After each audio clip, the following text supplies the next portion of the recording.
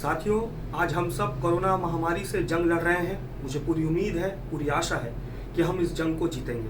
हिंदुस्तान जीतेगा और हम होंगे कामयाब। मैं इस वीडियो के माध्यम से आप सबसे कुछ बात शेयर करने आया हूँ। मुझे लगता है और शायद आपको भी लगता होगा कि जिसकी सरकार होती है सवाल उनसे पूछा जाता है, और एक सशक्त भूमिका विपक्ष की यही होती है कि अगर कहीं कोई गड़बड़ी सरकार जाने अनजाने में कर रही है तो उन्हें सही दिशा पे लाया जाए।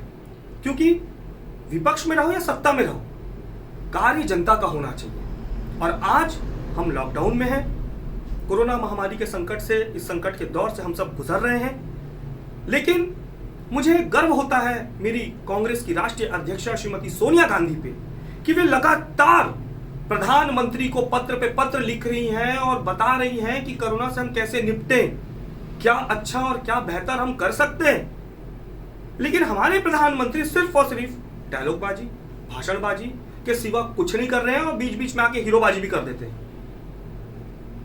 आज वास्तव में हम संकट के दौर से गुजर रहे हैं और जो हमारा लोकतंत्र का चौथा स्तंभ है मीडिया, उसके चंद पत्रकार और चंद चैनल और न्यूज चैनल वाले लोग ऐसे बैठे हुए हैं कि उन्हें पैकेज से मतलब है। उनको एक एजेंडा दे दिया गया है कि आपको ये एजेंडा के तहत काम करना है, ये प्रोपेगेंडा करिए, आप हल्ला उड़ाइए, जितना अच्छा उड़ाएंगे आपको उतना पैकेज दिया जाएगा। अब ये कौन देता है ये आपको खुद समझ आ जाएगा।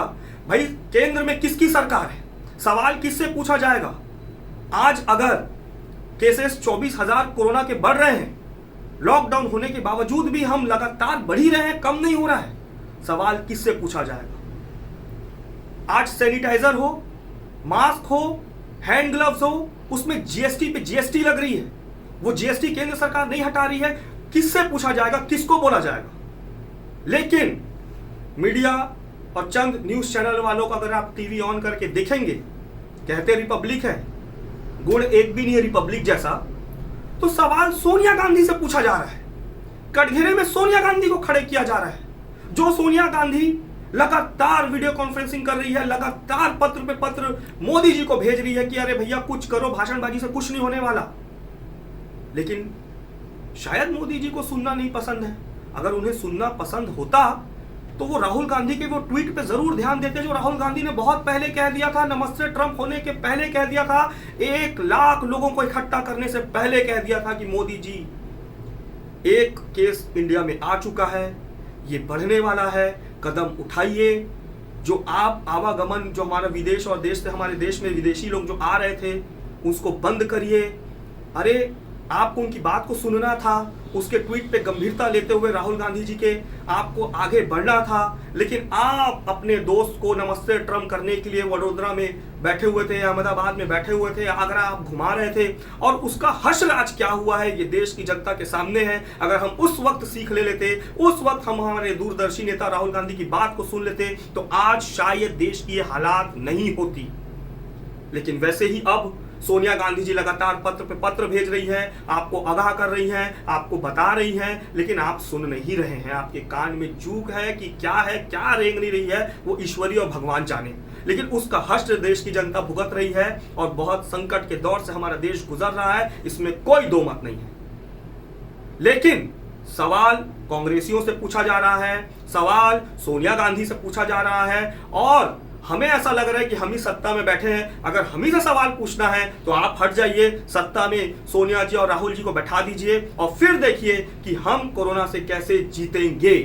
क्योंकि आज लॉकडाउन में किसका रोजगार छिन रहा है, कौन तकलीफ में है, किसके पेट में आज भूख से बिलबिलाहट हो रही है, और सब जगह हर व्यक्ति त्रस्त है। लेकिन जंग कौन लड़ रहा है? मोदी जी लड़ रहे हैं। हम लोग कहां लड़ रहे हैं? मुझे आज जब मैंने आईवाईसी का, इंडियन यूथ कांग्रेस का लाइव देखा, उसमें हमारे यूथ कांग्रेस के राष्ट्रीय अध्यक्ष श्रीनिवास जी और पूरी टीम लगातार 1 महीने से गरीब लोगों को खाना और भोजन की व्यवस्था करा रही है। हमारा जो यूथ कांग्रेस का भवन है वो प्रेसिडेंट हाउस के पास में है, वहां पे हजारों की संख्या पे भीड़ आ रही है 1 महीने से। बताइए किस प्रकार की व्यवस्था आप कर रहे हैं। आज देश की हालत यह है कि लोग पैदल चल रहे हैं अपने घर पहुंचने के लिए। मैंने एक वीडियो बनाया था, इस विषय पे मैंने आपको आगाह कराया था, लेकिन मैंने वही कहा ना कि आप सुनना नहीं पसंद कर रहे हैं। आज देश के हालात बहुत गंभीर है, बहुत त्रस्त है और वाकई में ये संकट का दौर है। हम सब आपके साथ हैं, लेकिन आप कर क्या रहे हैं?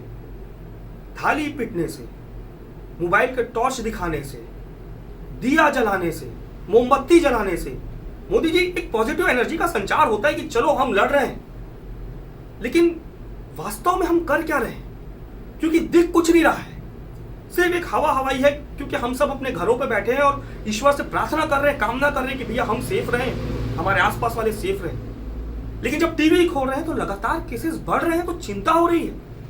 अब अगर सरकार नहीं जागेगी तो कब जागेगी?